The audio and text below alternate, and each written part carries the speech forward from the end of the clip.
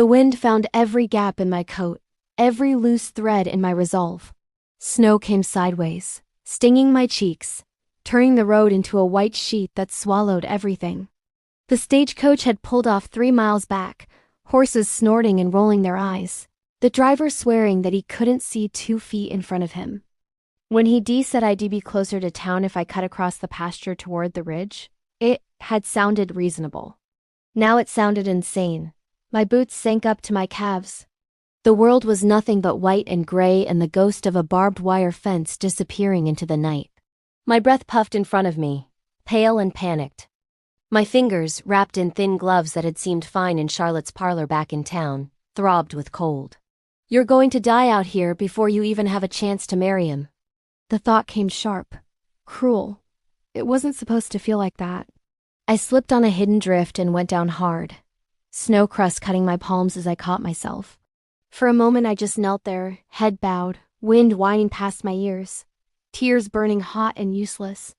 I can't do this, I whispered into my scarf. I can't. A shape loomed out of the storm. At first I thought it was a tree, a hulking pine.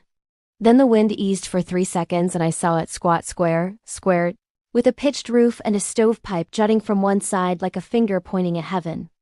A line shack. I could have cried for real then. Snow crunched under my boots as I forced myself upright and stumbled toward it. There was a faint orange glow at the single window, a promise of heat so strong my chest hurt with it.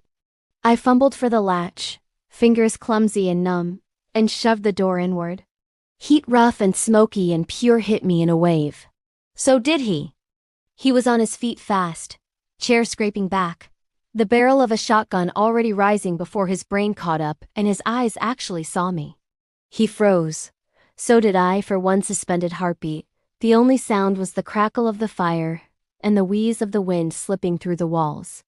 Then I saw him clearly, tall, broad in that unhurried, unapologetic way only men who work outside for a living ever are. Shadow dark hair curling a little at the back of his neck. A day or two of beard softening a jaw that looked like it was used to set hard. His shirt sleeves were rolled, thick forearms browned by sun. I couldn't see right now, but could feel in the room with him. His eyes, those caught me hardest. Steady, quiet, a dark hazel that went from wary to concerned in a single blink. Easy, he said, voice low, rough with disuse. I'm not gonna hurt you. My knees wanted to fold with relief. I'm sorry, I stammered, words tumbling over each other. The stage got turned around and the driver said the ridge would be clearer and then the storm and I. A sharp inhale caught in my chest. The room spun a little. He was already moving. The shotgun thunked gently against the wall as he set it aside. In 3 strides he was in front of me. One hand went to the door, swinging it shut with his shoulder. The other came up, steadying me at the elbow. His touch was firm, careful, the heat of his palm burning through my frozen sleeve. You're half ice, he murmured. Come away from that draft. He guided me, herded me, like some trembling stray toward the small potbelly stove in the corner. The fire inside glowed red and orange, logs collapsing into embers. Heat licked at my skirts as he eased me onto the one straight-backed chair. My breath caught. Snow melted on my lashes, dripping onto my cheeks like tears. He crouched in front of me, eye level now, studying my face. His gaze didn't linger where other men's might. It moved briskly, checking my ears, my nose, my fingers where I'd peeled off my gloves and held them out toward the stove. Can you feel your hands? He asked. Some, I managed. They hurt. That's good. His mouth moved in something almost like a smile. Means they're waking back up. He straightened, reaching up to a peg on the wall. A thick wool blanket came down, soft from use. Without a word he wrapped it around my shoulders, tucking it in at the front like he'd done it 100 times. Warmth and the scent of smoke and leather and man closed around me. You're safe. You're safe. You're safe. I didn't realize I'd whispered it out loud until his eyes softened.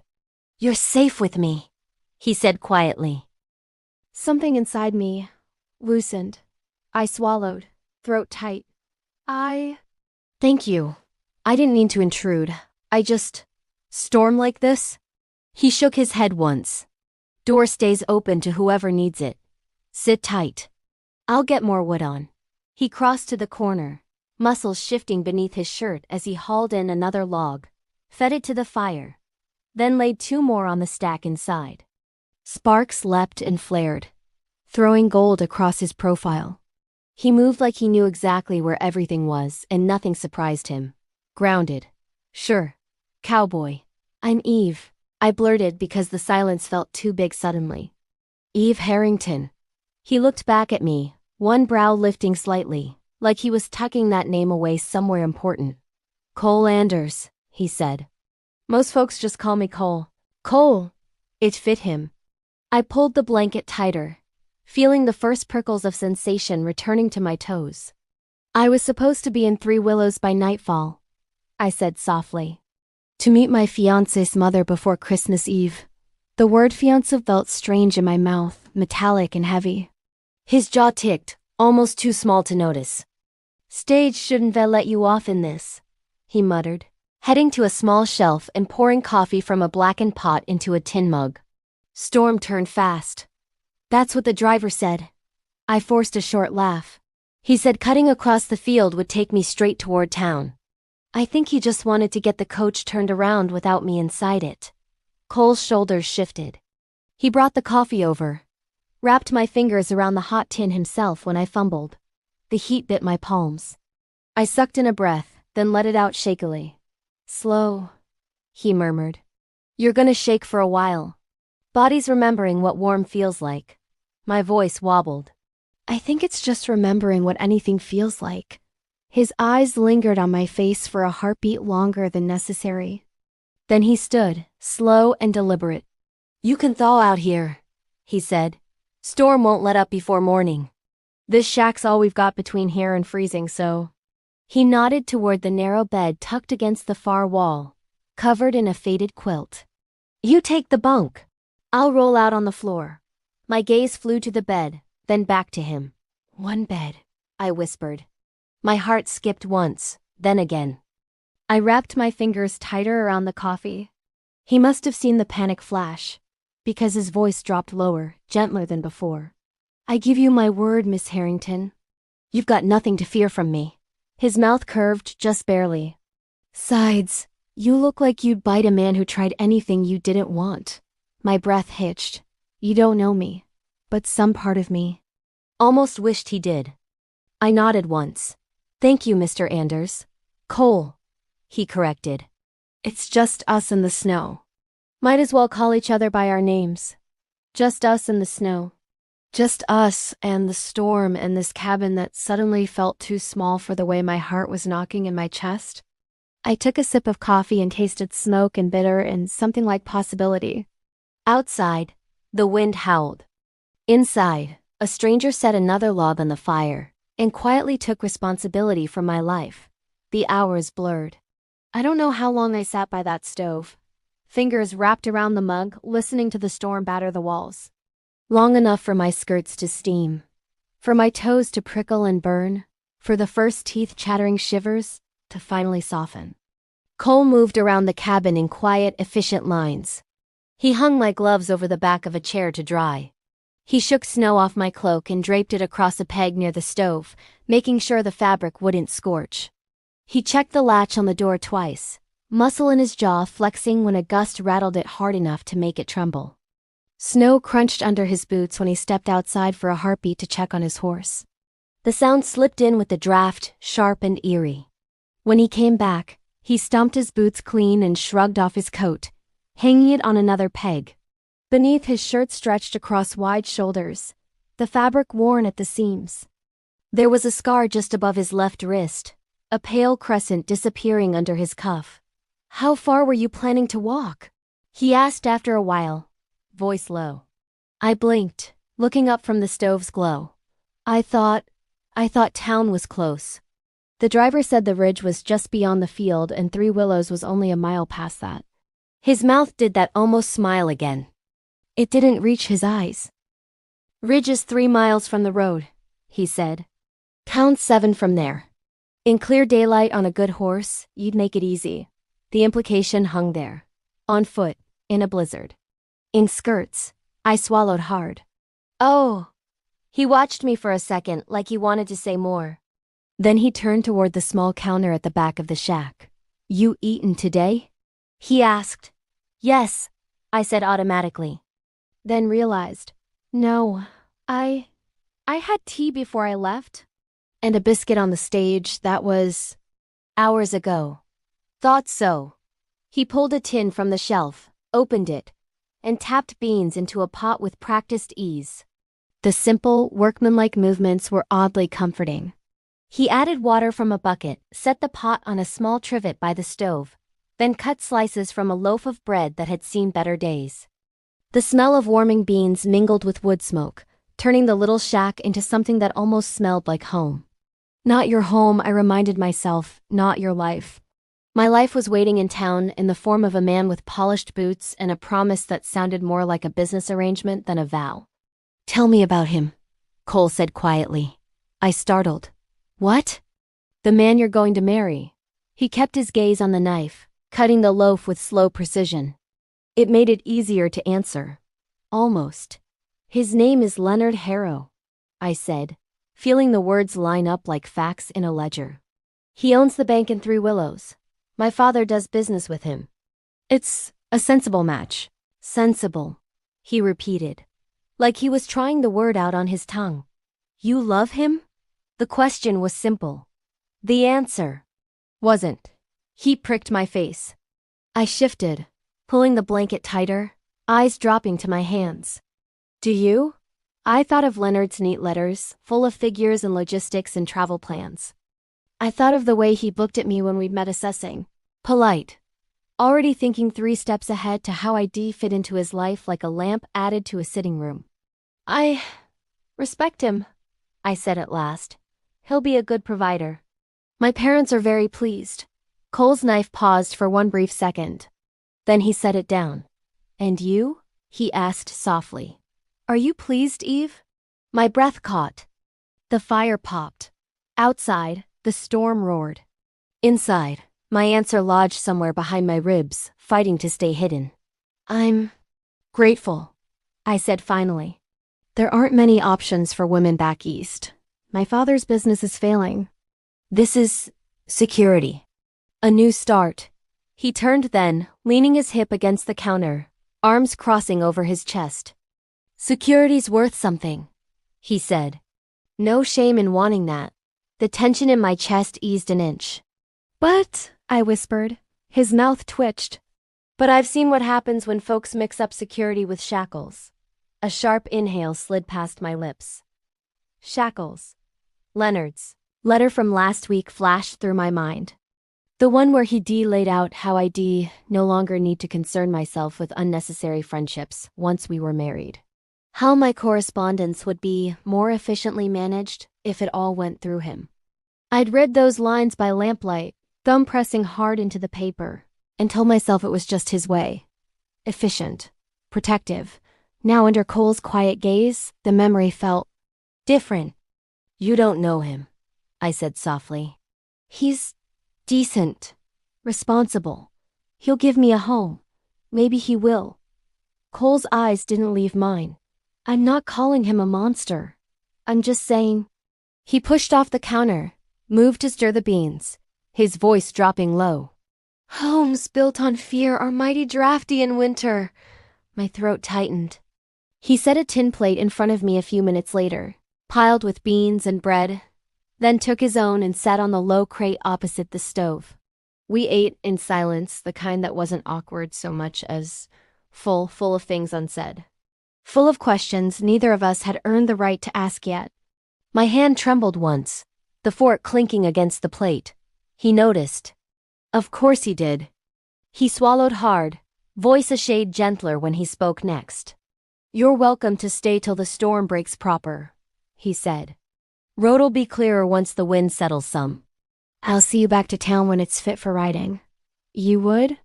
The words slipped out too fast, too breathy. He nodded. Can't send you out alone in this. Wouldn't sit right. warmth that had nothing to do with the stove unfurled in my chest. "You don't owe me anything," I almost said. But some part of me knew he'd argue that. Knew, instinctively, that this was a man who took responsibility the way other men took hats off at church. Quiet. Automatic. "That's very kind," I murmured instead. He just shrugged one shoulder. "Not kindness. Just decent." The wind screamed outside, like it had teeth. Inside, a stranger had just decided to risk his own hide to make sure I made it safely to the man I was supposed to marry. My heart didn't know what to do with that. Hours later, when my eyes grew heavy and my jaw ached from stifling yawns, he stood, rubbing a hand over his neck. "All right," he said softly. "You take the bunk. I'll bank the fire and bed down by the stove." "On the floor?" I looked at the rough planks, then back at him. "You'll freeze." He huffed something that might have been a laugh. I slept colder. "Got my bedroll." "You go on." I stood slowly, dizziness whispering at the edges of my vision. When I reached the bed and turned, he was right behind me, flipping the blanket back, careful not to crowd me. Still, his height, his warmth, the scent of wood smoke and pine that clung to him, everything closed in for a heartbeat. My breath hitched. "Thank you," I said quietly. "For tonight. For saving me from my own foolishness." He met my gaze, his own steady. "Storm would have found you either way," he said. "I just happened to be the wall it blew you against." I didn't know why that made my throat go tight again. Maybe because somewhere, under the smoke and the gruff, there was a gentleness he worked hard not to show. "Good night, Cole," I whispered. He dipped his head once. "Night, Eve." I lay down fully clothed, boots off but skirt still on, cocooned in the quilt and the earlier wool blanket. The mattress was thin, the pillow lumpy, but compared to the white nothing outside, it felt like a feather bed. Sleep didn't come easily, though. My mind replayed every moment. The way his hand had steadied my elbow. The way his eyes had softened when he'd said, "You're safe with me." The way my heart had reacted to a stranger in a line shack more than it ever had to carefully pen letters from my future husband. Wind howled. The stove creaked. Cole's bedroll rustled as he settled near the fire. "I'm not scared," I whispered into the dark, trying to convince myself. But the truth slipped in anyway, quiet and relentless. "You're not scared of the storm, Eve. You're scared of what your heart is doing around a man you just met." Sleep took me eventually, on a sigh that sounded dangerously like surrender. I woke to the sound of someone chopping wood. For a moment, warm and disoriented, I thought I was back home. That it was my father in the yard, splitting logs for the stove, whistling off-key. Then my eyes opened. Low morning light squeezed through the frost-rimmed window, blue and gray and thin as paper. The air in the cabin was cold enough to make my breath puff in little clouds. The bed beside me was empty. I sat up, quilt slipping down my shoulders, and saw him through the window dark against the white. Cole stood with his feet planted wide, boots biting into the snow. His shirt sleeves rolled despite the cold. Every time the axe came down, muscles bunched and released in his forearms, shoulders moving with an easy, controlled power. Thud, the log split cleanly. He straightened, breath steaming in the air, then bent for another. Snow crunched under his boots when he shifted. Leather creaked. The sound carried even through the glass. My heart did something odd, a little flip, then a slow, heavy beat. "This is a real man," that traitorous voice in my head whispered. Not just ink on paper. Heat flushed my cheeks. I threw off the quilt and swung my legs over the edge of the bed, toes flinching when they hit the cold plank floor. After a moment's internal battle, I slipped my boots back on, gathered the blanket around my shoulders, and crossed to the stove.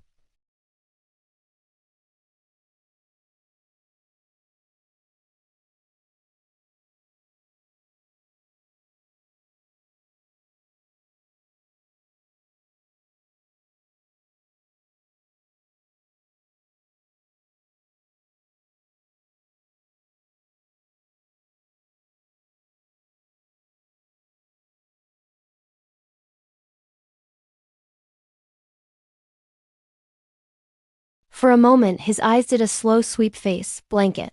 bare ankles where my skirt had ridden up a little before jerkily dragging back to my gaze. He swallowed hard. "Morning," he said, voice rough.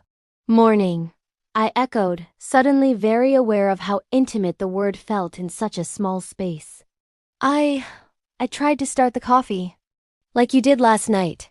He glanced at the stove, then back at me. "Looks like you did just fine," he murmured. Silence stretched for a heartbeat, then another. A shy, ridiculous urge to fill it bubbled up. "You chop wood early?" I blurted. His mouth tilted. "Storm's not done with us yet. Gotta stay ahead of it." As if on cue, a gust hit the shack, making the door shudder. Snow whirled past the window again, finer and more determined now. My stomach sank. "So we're still stuck?" I asked quietly.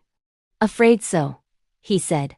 He set the wood in the box beside the stove, then shrugged off his coat, hanging it on its peg. Melting snow dotted his hat brim, dripping to the floor. "Drifts'll be too high in the low spots for riding. And I'm not sending you down that ridge in this." We wait. Something inside me loosened. I wasn't sure if it was relief or disappointment, maybe both. "Is your horse all right?" I asked instead. He nodded. "Windy's fine. Got him tied in the little lean-to. I'll clear him some more space in a bit, but he's used to worse." "Windy?" I couldn't help it. I smiled. "That's his name?" Color touched his cheekbones. "Just a hint. Picked it when I was 12, he muttered. "Didn't have the imagination to change it later." I laughed, a little bubble of sound that surprised both of us. His eyes flicked to mine. It felt like sunlight slipping into the room. "Windy," I repeated, still smiling. "Does he buck much?" "Only when I deserve it," he said. My smile widened. "And how often is that?" That almost smile tugged at his mouth again. "Depends who you ask." The coffee boiled over with a hiss. "Oh!" I darted forward, grabbing the pot clumsily by the handle and yanking it off the heat. Black liquid sloshed dangerously close to my fingers. Before I could drop it, a warm, calloused hand closed over mine. "Easy," he murmured. "You'll burn yourself." His fingers wrapped completely around mine, steadying the pot, guiding it safely onto the counter. His palm was rough, solid, hot. My breath caught. For one suspended second, the world shrank to the feel of his skin against mine. The way his thumb just barely brushed the back of my hand as he let go. The way the heat from his body seeped across the inches between us, chasing away the morning chill. He pulled back slowly, jaw working. "If I touch you any longer, I might not want to let you go." He didn't say it out loud, but I heard it anyway. Felt it. Something in his eyes, something dark and startled and quickly shuddered, said it plain. He cleared his throat roughly, stepped back and reached for 2 tin mugs. "Coffee," he said gruffly. "It's strong enough to stand a spoon up in, but it'll warm you." I stared at his hands as he poured, watching the slight tremor he couldn't quite hide. My own were trembling too. We settled into a rhythm over the next hours. He slipped outside periodically to check on Windy, to clear the lean-to's roof from snow before it collapsed. I heard the crunch of his boots, the soft murmur of his voice as he spoke to the horse, words indistinct but tone gentle. Inside, I straightened what little there was to straighten. I folded his spare shirt more neatly on the crate he used as a table. I swept the floor with a faded broom, gathering up dropped bits of bark and tracked-in snow. It was foolish, maybe, but it gave my hands something to do. At one point, I found a small roll of twine and an old newspaper, edges browned with age. An impulse seized me. I tore the paper into strips, twisted them, and tied them into little boughs with the twine. Before I could talk myself out of it, I stepped outside, shivering, and scanned the scrubby patch by the shack. A small pine tree leaned against the wind a few yards away, half its needles dusted with snow.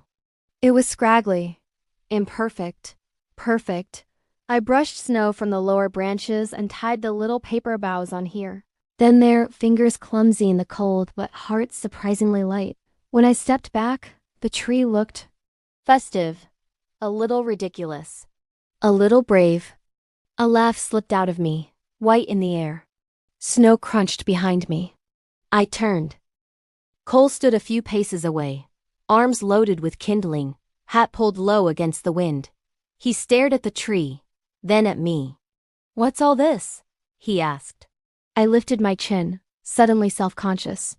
"If I'm going to be snowed in with a stranger," I said, "I refuse to let it be in a shack that doesn't even try to look like Christmas." His lips twitched. "Those are paper boughs?" he ventured. "Yes." I drew the blanket closer around my shoulders. "My mother used to say Christmas isn't about the finery, it's about the trying. About saying to the dark and the cold, you don't win." He looked at the tree for a long moment. Then, carefully, he shifted the wood in his arms and reached up, plucking a small twig from a higher branch. He stripped the needles, revealing the pale wood beneath, then pulled a bit of leather thong from his pocket and tied it around the twig, making a loop. When he hung it next to one of my newspaper boughs, it looked almost like a carved ornament. "Now it's got some of both of us," he said quietly. "Paper and pine." My breath caught. He glanced at me, saw something in my face, looked away. "Come on," he murmured. "You'll freeze out here." But back inside, while the wind shouted at the door and the snow piled deeper, he chopped wood and I tore up more paper. We ate beans again, this time with a piece of jerky he carved and softened in the pot. Our shoulders brushed once when we both reached for the salt. My heart stuttered. His hand withdrew fast.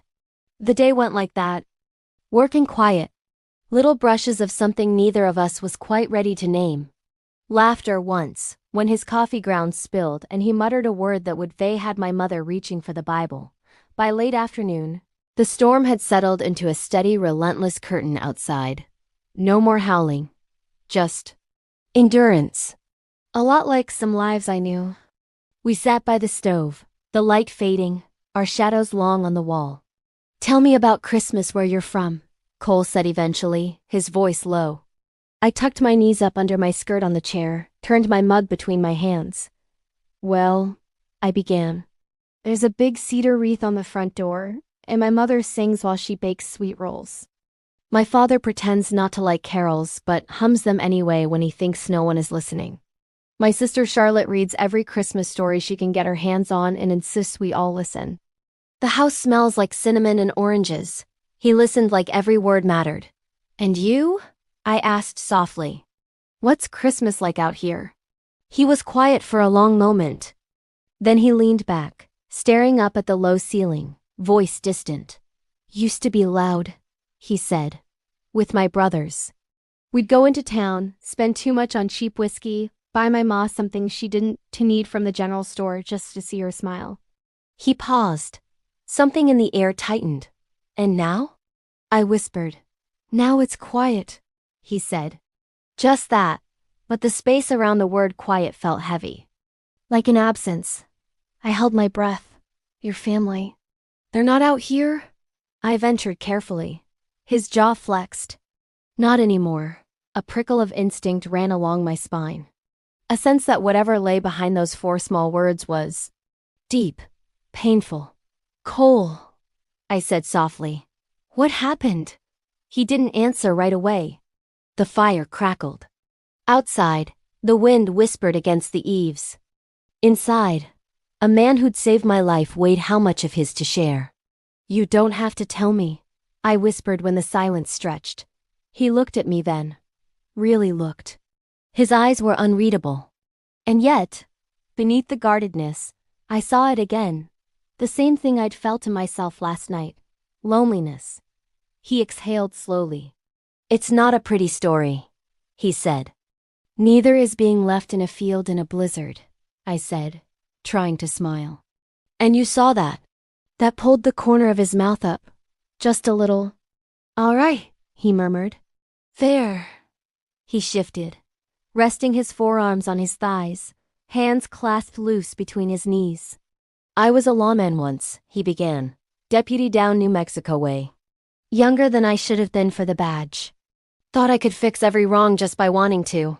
I tried and failed to picture him younger. Less etched. Less weighed down. There was a man," he continued. "Mean drunk. Used his fists on his wife and his kids. We'd hauled him in more than once on disorderly. Never stuck.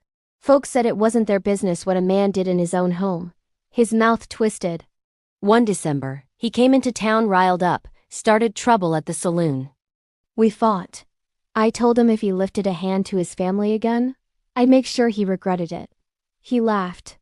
Next day, he packed up and moved him out without anyone knowing. No one saw him again for a long time. The fire popped. When they finally found him, Cole said quietly, it was because the neighbor's boy went hunting and saw the smoke. House burned halfway down. He'd locked him in before he lit it. My breath left my lungs on a sharp, horrified rush. Oh, God, I whispered. Cole's jaw was granite. I got there too late, he said. I'd been so sure of myself. I thought my threat would scare him straight. All it did was push him further. I'd set a match on a powder barrel and walked away. He swallowed hard. The muscle in his neck jumped. The wife and boy didn't make it, he said. There was a girl, though. 12. Barely. She got out a back window. Smoked, burned some, but alive. He stared at his hands.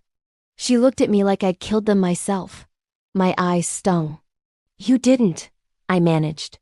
You were trying to help. Docent to change the fact that if I kept my mouth shut and kept a closer watch instead of swaggering in with threats? He shook his head once, sharp. I left the badge after that. Couldn't stomach it. Came north. Hired on with a ranch. Figured if I was gonna fail people, I'd rather it be cows and fences than women and kids. His voice roughened on that last word. Kids. I reached out without thinking, hand landing lightly on his forearm. He went still under my touch. You were one man in a bad situation, I whispered. You did what you could with what you knew. That man made his own choices, Cole. The guilt belongs to him, not you. He didn't move, didn't speak, just breathed. Then slowly, his hand turned under mine. His fingers brushed the inside of my wrist once, like a question. You sound like my ma, he murmured at last, voice low. She used to say God done to hand out all the blame to the one soul who tried. She sounds like a wise woman, I said. She was. He glanced at me. She died of fever 2 winters after I left home. I wasn't there. The 2 sentences weren't related, not directly. But they braided together anyway, a rope of loss. My heart ached. You've had a lot of lonely Christmases, I whispered. He huffed out a breath. 1 or 2. Something swelled in my chest, fierce and aching and utterly inappropriate. You don't have to spend Christmas alone anymore, I said softly, the words tumbling out before I could stop them. He blinked. My own breath caught. I just mean, your ranch, your friends, you could... His gaze pinned me. The heat in it made my tongue trip over itself. I know what you meant, he said quietly. His voice had dropped low. Warm. My pulse sprinted. You don't have to be alone either. That treacherous inner voice whispered. You don't have to marry a man you only respect. You could... I jerked back internally. No, I couldn't think that way. Not when a good, decent man like Leonard was waiting, having made room in his tidy life for a wife and a future together. Not when my father's debts and dignity were woven into that arrangement. I pulled my hand away, hugging my knees to my chest. Cole let me retreat. He leaned back, gaze going to the fire, giving me the mercy of not pressing. The cabin felt smaller suddenly, the air thicker, my heart louder. A small, breathy narrator's aside. If you're listening to this and wondering what he tells me next, whether I let myself lean into that warmth or pull back even harder. Make sure you're subscribed so you don't miss the next turn in our story. And tell me in the comments. Right now, do you think I should trust him yet? Yes or no? Night fell early. The storm outside raged on, doing its best to remind us how small we were. Inside, the 2 of us moved around each other carefully, like dancers learning steps they'd never practiced but somehow knew. He cooked. I washed the tin plates as best I could with melted snow. He mended a bridle strap by lamplight. I stitched a loose button on his spare shirt with the tiny sewing kit I kept in my reticule. Didn't know lawmen sewed, I teased softly. Didn't know Banker's Brides did either, he shot back.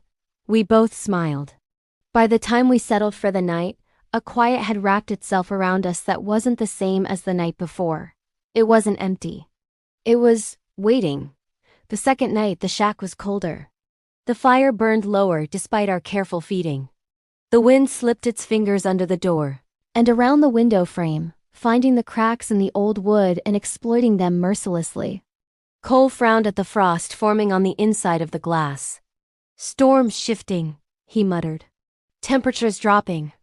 I rubbed my arms through my sleeves, shivering. I didn't think it could get any colder, I whispered. He glanced at me. You're already wearing everything you got? He asked. I nodded. 2 petticoats, my dress, my cloak, your blanket.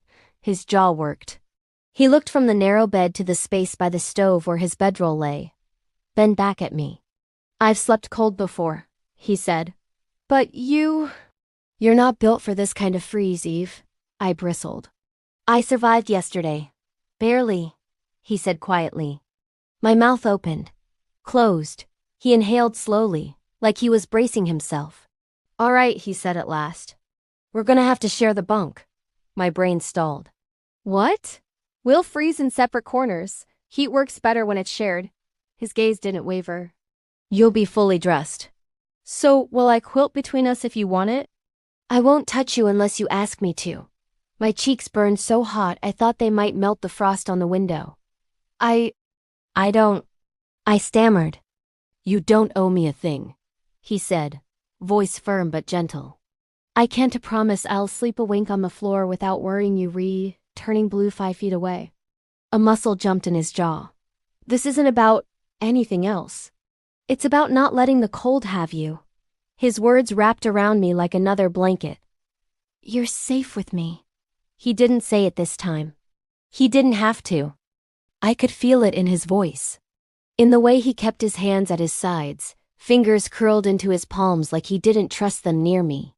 In the way he stood, solid and steady, between me and every draft. My heart pounded.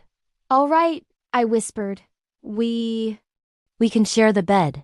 He exhaled slowly. Relief flashed across his face, quick and fierce. Thank you, he murmured. For not freezing to death? I tried to joke. For trusting me, he corrected, eyes steady on mine. My breath caught. He turned away then, giving me the courtesy of privacy as I slipped into bed fully clothed. The mattress was narrow. My shoulder nearly brushed the wall. I lay on my side, facing the room, blanket tucked up to my chin. Ready? He asked quietly, still looking anywhere but at me. Yes, I breathed. He moved carefully, almost comically so for a man his size. The mattress dipped under his weight. He lay stiffly on his back at first, hands folded on his chest like he was afraid to let them fall. The heat off him rolled across the small space between us. Cole? I whispered after a minute. Yeah? His voice was a low rumble in the dark. You can roll onto your side, I said, absurdly nervous. I promise I won't shatter if you breathe too close to me. A surprised huff of air escaped him. That's so? He murmured. Yes. Silence hung for a beat. Then he shifted, slowly, turning onto his side to face me. I could feel him more than see him, the shape of his body outlined in faint firelight, his breath warm on the air between us. We were close enough that if either of us moved an inch, we'd be touching. My heart hammered in my throat. Stay calm, Eve. He's just a man. You're engaged. This is necessity, nothing more. Eve, he said quietly. Yes? Stay close. Please. The words slid through me like heat. I don't want you catching a chill, he added almost too quickly, like he was afraid he'd said too much. My chest ached. I inched forward until my blanket brushed his. His breath hitched, just a little. We lay like that, not quite touching, the space between us charged with something that felt like lightning caught in glass. Minutes ticked by. Tell me something true, I whispered suddenly, voice barely a breath. He was quiet for a long moment. Then, I don't sleep much, he said. Storm or no storm, Why not? Old ghosts don't keep to daylight hours. My heart squeezed. Tell me another, I said softly. Something that isn't about ghosts. He inhaled slowly. I like the way the world smells after rain in summer, he said. Like dust and promise. I smiled in the dark. That's oddly poetic, I murmured. Don't tell anyone, he said. Ranch hands aren't supposed to sound poetic. I laughed softly. My turn, I whispered. I hate crowds and noise. And feeling like I have to perform just to be tolerated. He was quiet, listening. There's this part of me that wants to slip out the back door of my own life sometimes, I confessed. Leave behind all the expectations and just walk until no one remembers my name. The confession shocked me as much as it must have shocked him. I'd never said it out loud before. Not to Charlotte. Not to my mother. Certainly not to Leonard. But here, in the dark, with a man who held a shotgun on me 24 hours ago and now lay quietly sharing breath and heat, the words came out like they'd been waiting for this very moment. He didn't respond right away. Then his voice came low and sure. You're not a burden, you know. My throat closed. I feel like one, I whispered. My father's debts. My family's disappointments. Leonard's generosity. Everyone talks like I'm some package being delivered to the right address before I expire on the shelf. His hand shifted between us. Very slowly, like he was giving me time to stop him. He moved it closer until his knuckles brushed my blanket-covered arm. A jolt went through me. He swallowed hard. You're not a parcel, he said quietly. You're a woman with a mind and a heart. Anyone who treats you like less than that doesn't deserve you, Eve. My eyes stung. You don't even know me, I wanted to say. But he did, in ways that mattered more than most. He'd seen me lost and half frozen. He'd heard the crack in my voice when I spoke of security instead of love. He'd watched the way my hands shook when I talked about home, and he hadn't looked away. Tell me about him, he said after a while. This Leonard. What made you say yes? I stared into the dark, listening to his breathing. My father lost a shipment last year, I said slowly. Winter storm, entire wagon overturned in a river. The insurance was not enough. We were facing bankruptcy, losing the house. My mother got sick from worrying. I swallowed. Leonard offered to consolidate the debt through his bank, I continued. Restructure the payments. Give us time. In exchange. My fingers twisted in the blanket. He proposed. There it was, ugly and clean. I'd been purchased with interest. Did you have a choice? Cole asked quietly. Everyone said yes for me, I whispered. My father, my uncle, even my mother once she had her breath back. Charlotte said it was romantic. A man saving our family. My voice cracked. I said I'd think about it, I continued. I prayed. I waited. I hoped something else would appear. Some other way. It didn't. So I said yes. And Leonard smiled like he closed a deal. Silence. Heavy. Gentle.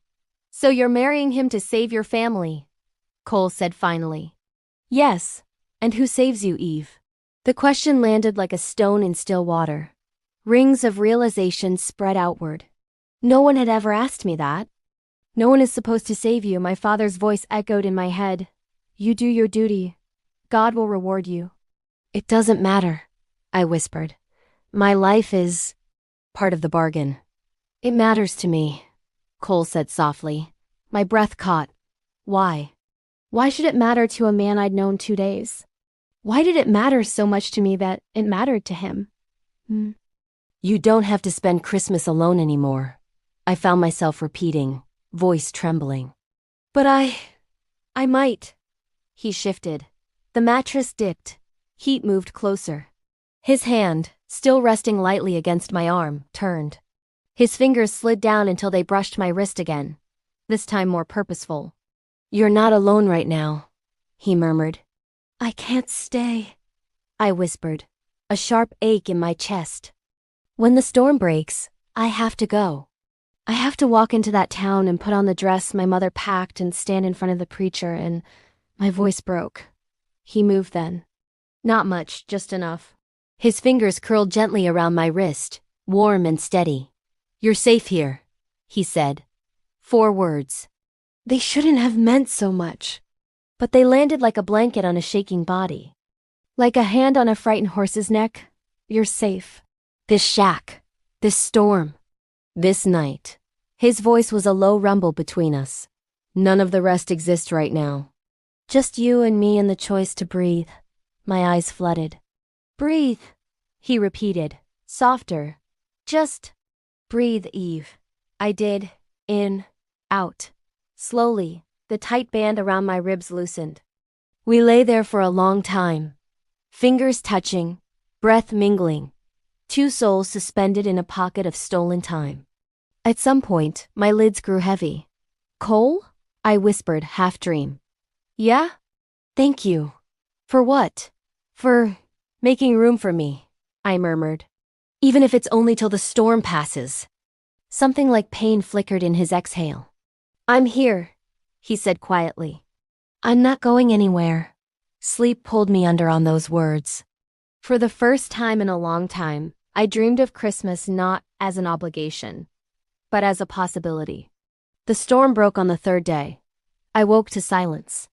Not the howling, angry silence of a blizzard's eye. A soft silence. Like the world had taken a breath and was holding it just for a moment. Sunlight slipped around the edges of the curtain, bright and pale. Cole was already up, boots on, hat in hand. He stood by the window looking out, shoulders set. My heart dropped. It stopped, I said, voice small. Yeah. He didn't turn around. Sky's clear. Drifts'll be deep, but passable if we take it slow. The words were what I'd been waiting for. What I'd said I wanted, so why did they hurt? I sat up, hugging the blanket around me.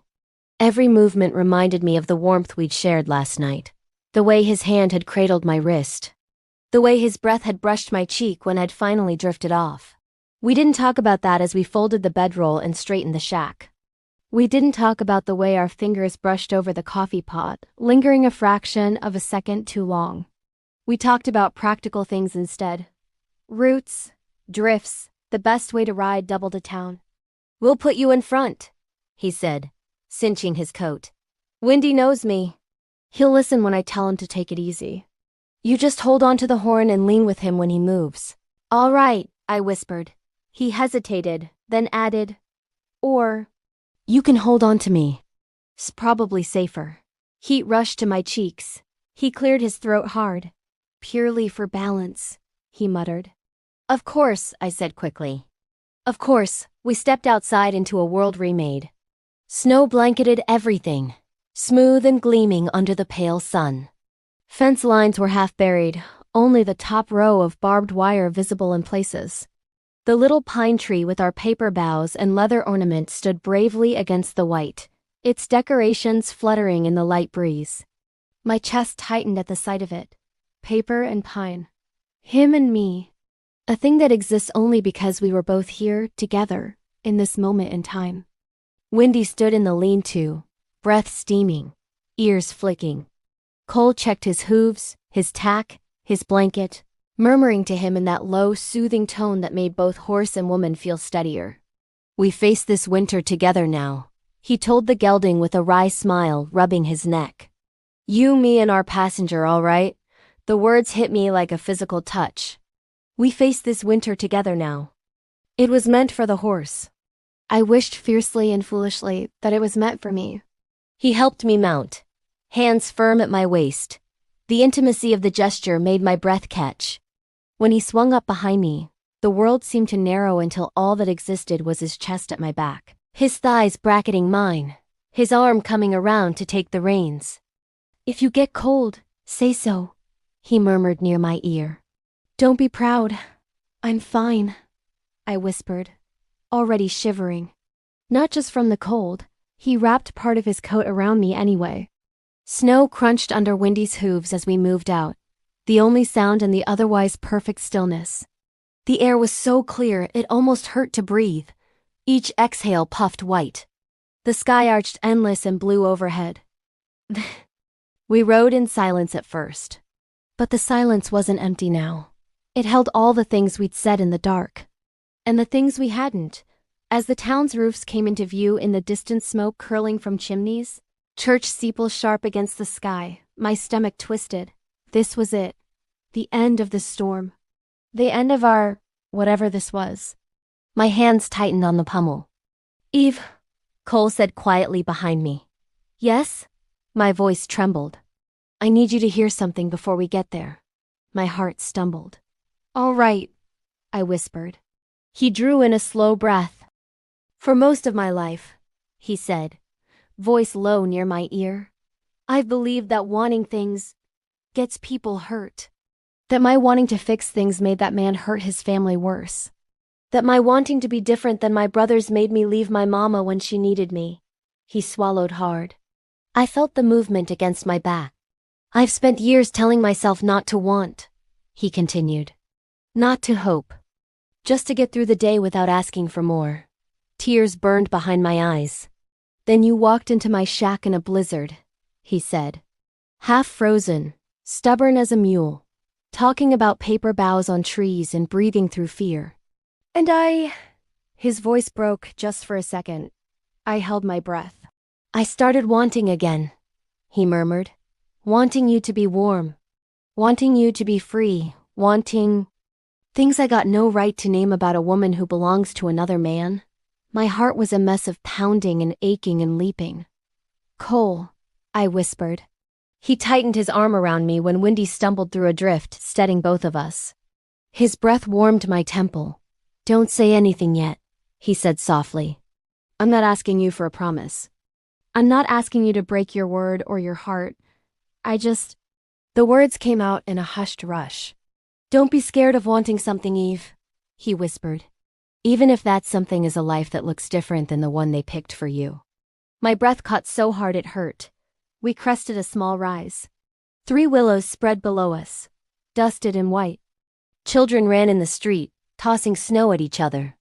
A team pulled a wagon past the general store, sleigh bells jingling faint and merry.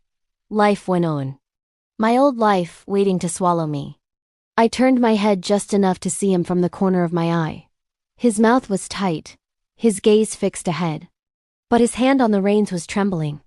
"Cole," I whispered. "Look at me." He hesitated. Then he did. Hazel eyes met mine. Raw, open in a way I hadn't seen yet. My heart bared itself in response. "I'm scared," I confessed in a rush. "I'm scared that if I let myself want anything, it'll all come crashing down. That my family will suffer. That I'll be the selfish girl who ruined everything." He watched me like every word mattered. "You're not selfish," he said quietly. "You're human. And humans want." A tear slid down my cheek. The town drew closer. I knew I only had seconds before we crossed whatever invisible line turned us back into strangers. "Cole," I whispered again. If I didn't have any of this on my shoulders.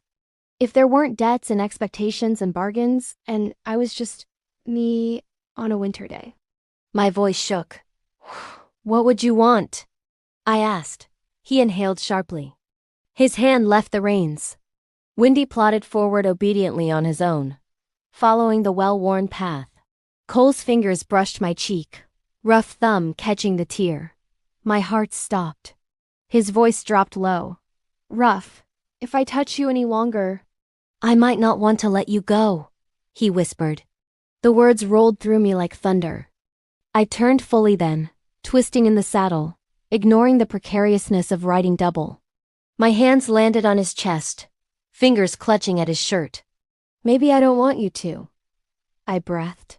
His eyes flared. For a suspended heartbeat, the world narrowed to a point. Then he leaned in, brushing his mouth over mine.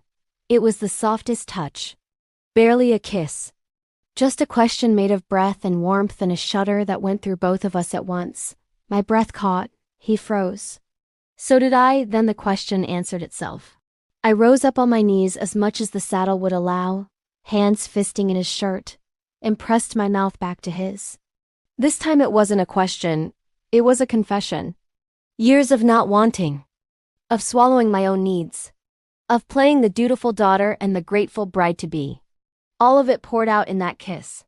He made a sound low in his throat, like something cracking open, and cupped the back of my head, deepening it just enough to make the world go hazy at the edges. There was nothing indecent about it. No grasping, no greed. Just fullness, like a cup finally filled to the brim. We broke apart slowly, breathing hard. His forehead rested against mine for a second. "You feel like home," he murmured, voice broken. My heart shattered. Then someone shouted in the distance. "Ryder coming in." "That you, leave?" Leonard's voice. Cold reality snapped back into place. I jerked away. Heat and guilt slammed into my chest so hard I almost choked. Cole straightened, hand dropping from my face, expression shuddering so fast it hurt to see. Windy picked up his pace, eager to reach the barn at the edge of town. "Eve," Cole said quietly, as the first buildings loomed, "you don't owe me anything." "Not after this. Not ever. Whatever choice you make from here." "I'll stand by it." My throat closed. I couldn't speak. We rode into Three Willows with the imprint of his kiss still burning on my mouth, my fiancé striding toward us with relief on his face, and my heart split neatly in two. A soft in-story question for you listening by your own fire, right now. If you were in my boots, with snow on your lashes and two lives tugging at your heart, what's the one thing you would do, stranded between a promise and a kiss? Tell me below. I'll be reading. Leonard reached us, cheeks flushed from the cold beneath his neat mustache. "Eve!" he exclaimed. "My God, are you all right?" "When the coach came back without you?" "I'm fine," I said quickly, sliding down from the saddle with Cole's help. His hands steadied my waist for a fraction of a second longer than necessary. Leonard's gaze flicked to him, assessed. "And you are?" he asked, extending a gloved hand in what passed for politeness. "Cole Anders." Cole shook it, grip firm but not challenging. "Found Miss Harrington in the storm. Shack's not far from the ridge. Thought it best to see her return safe." "Very good of you," Leonard said briskly. His eyes went back to me. "You're frozen, Eve. You should get inside." He turned toward Cole again. "There will be a suitable reward for your trouble, Mr. Anders. You may call at the bank after Christmas." My stomach knotted. Cole's mouth tightened. "That won't be necessary," he said evenly. "Did what anyone should." "Nonsense," Leonard said. "A man's time is money. We compensate properly in Three Willows." Cole's gaze flicked to me. Something unspoken passed between us. Then he tipped his hat, jaw hard. "Happy Christmas, Miss Harrington," he said. "Not Eve. Just Miss Harrington." Like I was already someone else's. My breath hitched. "Happy Christmas," I whispered. "Cole." He turned Windy with a quiet word. Snow crunching under hooves, and rode away without looking back. It felt like watching my own heart walk out into the white. Leonard looped my arm through his, steering me toward the big house at the end of Main Street. His grip was firm, proprietary. "Come along," he said. "You gave us all quite a scare. Mother has been beside herself. You'll need a hot bath and proper clothes. We'll move the wedding up to tomorrow. No sense risking another delay in this weather. Tomorrow." The word hit me like a slap. "Tomorrow?" I repeated faintly. "Yes," he said, not hearing the panic in my tone. "I've already spoken to the preacher. With the storm, half the guests won't make it in any case. Better to finish things while we can." "Finish things?" "Like signing a contract." I stumbled once in the snow. Leonard caught me, looking down with a mix of concern and impatience. "You're shaking," he said. "You're too delicate for this rough country, Eve. That's why it's imperative we get you settled properly, with a good fire and staff to attend you. No more wandering off on your own." A door closed quietly inside me. I smiled, automatically, the way I'd practiced in front of the mirror. "You're right," I said softly. "Of course." But in the hollow between my ribs, something else spoke louder. "Don't be scared of wanting something." Cole's voice, at midnight, in my bones. I went through the motions that day, like someone watching a play. Bath, clean dress. My hair curled and pinned by Leonard's housekeeper, his mother's polite fussing. The clink of dishes at dinner. Carols sung in a drawing room that smelled like polish and restraint. All the while, my mind stayed in a small shack on the prairie, with a scraggly pine tree and paper boughs. And a man who shared a bed with me fully clothed and left me more untouched and more changed than any suitorous embrace ever had. That night, staring at the ceiling of the guest room, snowlight slipping in around the curtains, I knew one thing for certain. If I walked into that church tomorrow and said, "I do," I'd be spending every Christmas after wondering, what if my breath shook? You don't have to spend Christmas alone anymore, I'd told him. What if neither of us did? The thought terrified me. And yet, for the first time in my life, it felt like hope. Christmas Eve dawned clear and cruelly bright. The town buzzed with gossip. The almost lost bride rescued by a ranch hand. The storm. The moved-up wedding. You couldn't shake a rug on Main Street without someone poking their head out a door to comment. By mid-morning, the church bells were tolling, calling the faithful to the service before the ceremony. Leonard insisted we attend. It will show the town that God is at the center of this union, he said. God or the bank, a bitter voice whispered inside me. I smoothed my gloved hands over the front of my borrowed winter dress and told that voice to hush. Inside the church, heat from the cast iron stove made my cheeks flush. Evergreen boughs draped the windows. Candles flickered by the altar. The pastor spoke of hope and love and light coming into the world. All I could think about was the way light had filtered around the edges of a shack door. After the service, townsfolk clustered around us, offering congratulations. Leonard accepted them with practiced grace, speaking of our future together like he'd already drawn it on a ledger. Your duties will be simple, he murmured to me as we stood in line to shake the pastor's hand. Household management, charity events, occasional gatherings for important clients. Nothing too taxing. I felt my spine stiffen. Nothing of my choosing? I asked quietly. He blinked at me. I beg your pardon? If I wanted to volunteer at the school, I said. Or write. Or anything that wasn't on your list. Would that be allowed? He frowned, as if I'd suggested robbing his bank. Eve, he said. You're a sensible woman. You understand that my work requires focus. Disorder at home leads to disorder elsewhere. I'm not an unreasonable man, but I do expect my wife's activities to reflect well on the bank. No idle scribbling in the parlor or traipsing about town unaccompanied. My heart plummeted. Idle scribbling, traipsing, words that turned my dreams into childish whims. I opened my mouth, closed it. The pastor reached us. Leonard, Miss Harrington, he said warmly. Christmas blessings. I hear we'll be sharing in your joy this afternoon as well. Leonard smiled. Indeed, Pastor. We believe in efficiency. My stomach lurched. If you'll excuse us, I blurted. I need some air. Leonard frowned. Eve, I'll just be a moment, I said, forcing a smile. Please. He hesitated, then nodded stiffly. Very well. Don't be long. I stepped out into the brightness like a diver breaking the surface. Cold slapped my cheeks. Snow crunched under my boots. Church bells echoed off the buildings. Too loud. I walked, down the steps, across the street, past the general store bedecked with a single garland. The air was crisp, carrying the smell of wood smoke and horses.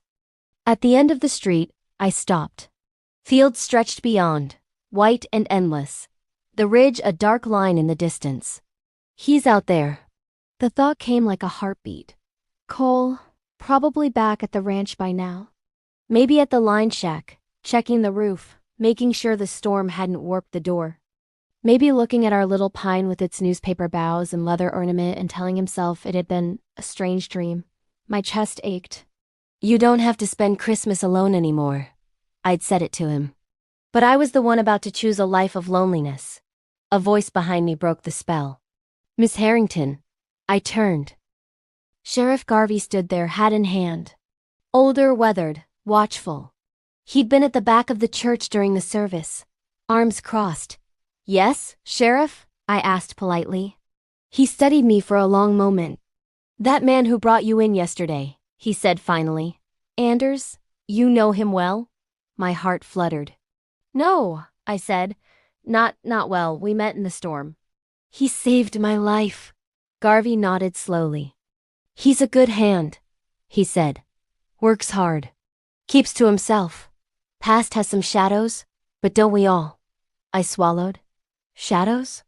The sheriff's gaze sharpened, like he was measuring how much to say. "You heading into a marriage, Miss Harrington," he said. "I'm duty-bound to make sure you don't do it blind. That man you're fixing to align with Harrow, he's useful to this town. Bankers usually are. But I've seen how he deals when folks fall behind on notes." A chill slid down my spine that had nothing to do with the weather. How does he deal?" I whispered. Garvey's jaw worked. "Hard," he said. "Cold. Got no time for widows with hungry kids or men laid up from accidents. Papers don't bleed, he always says."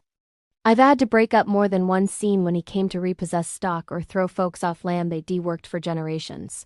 He paused. "All legal, you understand. But there's legal. And there's right." My stomach turned. Images flickered through my mind. My father, hat in hand. Leonard at his desk, pen scratching, telling himself he'd done a kindness even as he bound us tighter. "I thought he was generous," I whispered. "Maybe he was," Garvey said. "Maybe he saw a chance to serve his interests and yours at the same time. Not my place to judge that." He hesitated. "Just know that marrying a banker doesn't make you a ledger. You're still a person. Don't let anyone tell you otherwise." Emotion surged in my throat. "Thank you," I managed. He tipped his hat. "Merry Christmas, Miss Harrington." He walked away, boots crunching. I stood there, heart pounding, snow bright and blinding around me. A banker who saw people as numbers. A lawman who'd broken under the weight of blame that wasn't his. A girl who'd almost frozen in a field because she believed the man holding the reins more than her own instincts. Something inside me shifted. Snapped. I turned and marched back to the house where Leonard and his mother waited, skirts swishing through the snow. In my room, the wedding dress lay on the bed, ivory and lace and expectation. I stood over it and inhaled deeply. Then I picked it up, folded it carefully, and set it back in the trunk. My hands shook. My heart didn't. Downstairs, Leonard paced in the parlor, watch in hand. "There you are," he said, irritation flashing before he smoothed it into concern. "We're due at the church in half an hour. Why aren't you dressed?" "Because I'm not going," I said. He stared. "I beg your pardon?" "I'm not going," I repeated, voice shaking but clear. "I can't marry you, Leonard."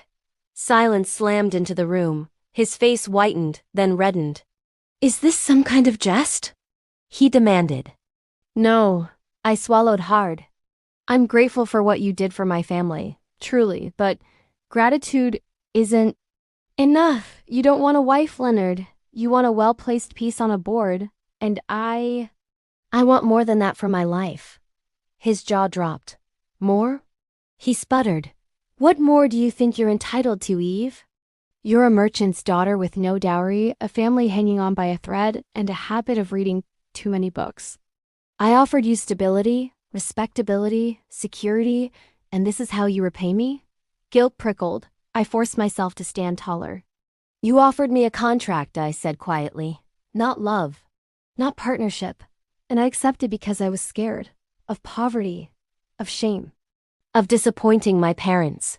Tears blurred my vision. "I'm still scared," I whispered. "But I'm more scared of waking up every day of my life and feeling like I've locked myself in a vault and thrown away the key." He stared at me like I'd grown horns. "This is ridiculous," he said sharply. "You're overwrought from the storm. You'll calm down and see reason. We'll push the ceremony to tomorrow if need be. But you will marry me, Eve. Your father signed the papers." Something cold settled in my spine. "My father doesn't own me," I said. "Neither do you." His eyes went hard. "Think carefully," he said softly, dangerously. "Your family's livelihood depends on my goodwill, on my generosity." I know, I whispered. And I'm sorry. But I can't barter my whole life for their comfort. His mouth thinned into a line. Is this about that ranch hand? He hissed. The one who brought you in? Did he put ideas in your head? Touch you? Is that what this is? Heat flared in my cheeks. He treated me with more respect in 2 days than you have in all your letters, I snapped. The words shocked both of us. Leonard's nostrils flared. You're making a very serious mistake, he said coldly. When your family is out on the street and that cowpoke has ridden off to the next patch of dirt, don't come begging at my door. He turned on his heel. For a second, panic clawed at me. You're ruining everything. Your father. Your mother. Charlotte. What will they do? Then another voice, low, steady, with a western drawl cut through. Don't be scared of wanting something. I straightened. If that happens, I said, voice trembling but clear, I'll find a way to make it right. I'll work. I'll sew. I'll scrub floors. I'll do whatever it takes. But it will be my choice. He didn't look back. The door slammed behind him. Silence filled the house. I sagged against the banister, shaking. Then slowly relief trickled in. Light. It wasn't complete. It wasn't clean. My family's future was still tangled. Pain and conflict lay ahead. But for the first time in years, maybe ever, my life felt like it belonged to me. Now I had to decide what to do with it. Snow crunched outside the front window. I looked out. A solitary rider turned from the main road toward the house, hat brim low, shoulders hunched against the cold. My heart leapt. Cole. He swung down from Wendy's back, tied the reins loosely to the post, and took the steps 2 at a time, almost slipping on the last one. His knock was firm, practical. I opened the door before he finished the second rap. He froze on the threshold, hand raised. Snow dusted his hat, his shoulders. His cheeks were red from the wind. His eyes, those steady, haunted eyes, searched my face like he wasn't sure what he'd find. Eve, he said. My breath caught. Cole, I whispered. He swallowed hard, the movement visible in his throat. I came to return this, he said, holding out his hand. My locket lay in his palm, the small brass heart my mother had given me on my 16th Christmas. I must have dropped it in the shack. Or on the ride. You left it on the bunk, he murmured. Seemed wrong to keep it. Something stung behind my eyes. Thank you, I whispered, taking it. Our fingers brushed. Heat flared. He stepped back, as if remembering himself. Well, he said gruffly, I won't keep you. Just figured you should have it back before your big day. My what? I blinked. Your wedding, he said, gaze dropping to the front of my plain dress. Folks in town said it was this afternoon. I didn't plan on imposing long. He gestured awkwardly at the locket. Wanted to make sure you weren't missing a piece of your heart. My breath hitched. I called it off, I blurted. He went very still. What? He whispered. I broke the engagement, I said, words coming faster now. I told Leonard I couldn't marry him, that I won't be his ledger, that my life is mine to choose. His eyes searched mine, trying to find the catch, the trick. You did that, he murmured. For you? Yes, I said, voice stronger. And for the girl who almost disappeared under all that duty. Something like pride flickered across his face, then doubt. And your family? He asked quietly. The debts? We'll find another way, I said. Or we won't. But at least if we fall, it'll be on ground I chose to stand on. He stared at me like he was seeing something holy. Eve, he whispered. Emotion surged between us, thick and overwhelming. I grabbed the door frame to steady myself. He stepped closer, boots creaking on the porch, snow crunching softly. Listen, he said, voice low. I didn't come here to complicate things more. I came to do the decent thing. Return what was yours and say, he swallowed. Say what? I breathed, his hand flexed at his side. I'm proud of you, he said quietly, for choosing yourself. For walking away from something that wasn't love, even though it cost you. Tears spilled over. He reached up automatically, thumb catching one, just like before. My breath caught. He froze. I shouldn't, he began, pulling back. Please, don't go, I whispered. The words were out before I could stop them. They hung between us, trembling. He closed his eyes for a second. When he opened them, something fierce burned there. I'm not going anywhere, he said. Slowly, deliberately, he stepped over the threshold. We stood in the front hall of the banker's house, surrounded by polished wood and lace curtains in a future I'd just dismantled with my bare hands. And somehow, I'd never felt more right. I took a shaking breath. I don't know what comes next, I admitted. I don't know how we'll pay the debts or what my parents will say or where I'll live. I just know that when I was in that shack with you, even with the wind howling and the fire low, I felt more myself than I ever have. His jaw clenched. You're not thinking clearly, he said, even as his hand reached for mine. You're in shock. Winter does odd things to folks' minds. You don't owe me. Stop, I said, squeezing his fingers. You keep telling me what I don't owe you. Let me tell you what I want.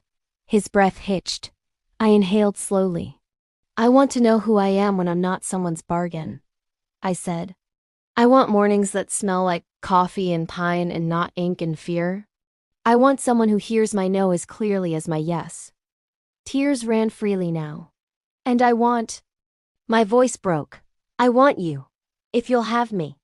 Not as a damsel you rescued, not as some charity case, but as a woman who chose to walk into the storm and come back with her own 2 feet. He stared at me, breathing hard. Snowflakes melted on his hat brim, droplets sliding down.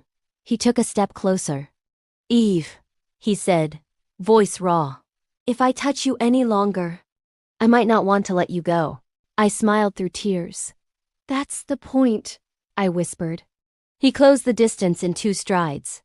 His arms came around me, pulling me in gently but undeniably. I went willingly, pressing my cheek against his chest, hearing the wild gallop of his heart. It's still your choice, he murmured into my hair. Every hour. Every day. You change your mind. I'll put you on the next coach, east or west or anywhere you want. No questions. No claim. I tilted my head back, meeting his gaze. Right now? I said softly. My choice is this. You. Whatever winter looks like, we face it together. Something like awe flickered across his face. We face this winter together now, he repeated like a vow.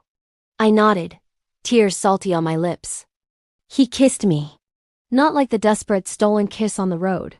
This one was slow, deep, grateful. He held me like something precious he couldn't quite believe he'd been given, and yet was determined to keep safe. When we finally parted, breathless and damp-cheeked, he rested his forehead against mine. You're safe with me, he said again. This time I believed it with my whole heart. Inside the house, somewhere in a back room, a clock chimed noon. The time my wedding was supposed to begin. Instead, on the front steps, in the cold air that smelled of wood smoke and snow, I began something else entirely. A life I'd chosen. With a man who loved me back to myself without ever once asking me to be less. We left town that afternoon. Not in a flurry of rice and lace and music. In a worn coat, my old travel trunk strapped to the back of a borrowed wagon, and a heart that felt like it had been cracked open and remade. People stared, of course. Whispers trailed behind us like ribbons. The banker's girl ran off with the ranch hand. Ungrateful. Foolish. Brave. Someone else murmured. I held my head high, fingers laced with coals on the wagon seat. He sat beside me, hat brim low, jaw set, like he was ready to take a bullet for me if he had to. He'd already taken something worse. My fear. We passed the church. The pastor stood on the steps, coat clutched around him. He lifted a hand as we went by, not in condemnation, in blessing. At the edge of town, Sheriff Garvey tipped his hat. I see you made your choice, he said quietly. Yes, I replied. His gaze flicked to our joined hands. Then you two take care of each other, he said. World's cold enough as it is. We will, Cole said. Snow crunched under the wagon wheels as we turned toward the open prairie. The sky stretched huge and blue overhead. The snow from the storm had settled, sparkling in the sunlight. Fences glinted, frosted. Horses in distant pastures stamped and tossed their heads, breath steaming. As we approached the ridge, the little line shack came into view. Smoke hurled from the chimney. Our scraggly pine tree stood stubbornly beside it, still wearing its newspaper boughs and leather ornament. My heart swelled. Home sweet home, I whispered. For now, Cole said. We'll fix the roof and patch the drafts and make it livable till spring. After that, if you still want to be here, we'll see about a proper house. One with more than one room and maybe a window that doesn't to rattle in every wind. Sounds luxurious, I said, smiling. He looked at me, eyes soft. You sure? He asked quietly. About this? About me? Life out here's hard. You'll miss things. You'll work from sunup to sundown. And He hesitated. I come with ghosts. I reached for his hand, squeezing it. So do I said. Maybe we can introduce them to each other? Let them haunt the line shack while we build something new outside. He huffed a laugh. You're something else, Eve Harrington, he murmured. Just Eve, I said softly. For now. He smiled fully then. The kind of smile that lit his whole face and made my breath catch. Just Eve, he echoed. We spent Christmas Eve patching. He hammered new nails into loose boards while I stuffed rags into the worst drafts. We hauled in extra wood, checked on Windy and the borrowed wagon horse, fed them both, and brushed snow from their coats. Inside, I strung more newspaper boughs over the stove and around the window frame. What are those supposed to be? He asked, eyebrow raised. Courage, I said firmly. In bow form, he shook his head, amused. That evening, we cooked beans again. This time, though, they tasted different. Probably because we ate them at the little crate table together, knees brushing, our future uncertain and rough edge spread out before us like the land itself. After we finished, I stepped outside. Stars blazed above us, sharp and cold. The air smelled like pine and distant smoke from neighboring ranches. The snow crunched under my boots. Cole joined me, pulling his coat tighter. It's beautiful, I whispered. Yeah, he said. But he was looking at me. I shivered. He noticed. Without a word, he stepped closer, wrapping his coat around my shoulders and pulling me back against his chest. His arms came around me, strong and sure. You're trembling, he murmured. Just a little, I said. You're safe with me, he repeated, lips near my ear. I relaxed into him, feeling his heartbeat steady against my back. You don't have to spend Christmas alone anymore, I said quietly. Neither do you, he replied. We stood there, two silhouettes against a sea of white, watching our breath mingle in the cold. Later, inside, with the fire banked and the lamp turned low, he touched my cheek with the backs of his fingers. We go at your pace, he said. Always. I know, I whispered. He kissed me then. Slow, sweet, full of promises we hadn't yet put into words. When the kiss deepened and his hand slid to my waist, he paused, breathing hard. If I touch you any longer, he murmured, voice hoarse, I might not want to let you go. I smiled against his mouth. We've got time, I whispered. All the time we need. He rested his forehead against mine, shoulders shaking once. We've got time, he echoed. We let the Christmas night take the rest. No rush, no fear. Just two people finally choosing each other, in a world that had tried very hard to choose for them. Morning came soft and gray. Sunlight filtered in, finding us tangled in quilts and each other's arms. Fully clothed still, boots lined neatly by the door, and yet more intimate than any bearskin could have made us. He watched me wake, eyes warm. Morning, he murmured. Morning, I breathed. You regret it? He asked quietly. No, I said. Do you? Not for a second, he replied. I just wanted to be sure you felt the same. I brushed my fingers along his jaw, feeling the roughness there. I'm here, I said. I'm not going anywhere. Emotion flickered across his face. You are my home, he whispered. My throat tightened. So are you, I said. You feel like home. Outside, Christmas Day dawned bright and cold. We spent it doing small things, fixing the hinge on the shack door, feeding the horses an extra scoop of oats, walking out to the little pine tree and adding 2 more ornaments, a button from my old dress tied with twine, and a small horseshoe nail bent into a heart. This looks ridiculous, he muttered, hanging his offering. It looks like us, I said. Ridiculous. Brave. A little beautiful. At midday, we stood outside the shack, hands linked, watching the snow glitter. I took a deep breath. Tell me something true, I said, echoing that night in the narrow bed. He smiled slightly. I'm terrified, he admitted. Of messing this up. Of hurting you. Of not being enough. I squeezed his hand. My turn, I said. I'm terrified too. Of the same things. But I'd rather be scared with you than safe with someone who never really saw me. We looked at each other, then at the land stretching out around us. Winter was still there. Hard, unforgiving in places. Predictable in its unpredictability. Our lives wouldn't be easy. There would be arguments and shortages and cold nights and aching backs. Letters from my family that cut, moments when the bank's shadow loomed. But there would also be this. Shared work, shared warmth, shared choice. We face every winter together now, I said softly. He nodded, eyes shining. We face every winter together now, he repeated. You and me. He pulled me into his arms again, holding me close, chin resting lightly on top of my head.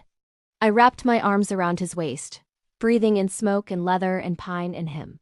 For the first time in years, maybe ever, I didn't feel like I was about to be swept away by someone else's tide. I felt anchored. If you were still listening, if you've walked every snowy mile and felt every shiver and every stolen smile with us, know this. Sometimes the bravest thing you can do is step out of the line others have drawn for you.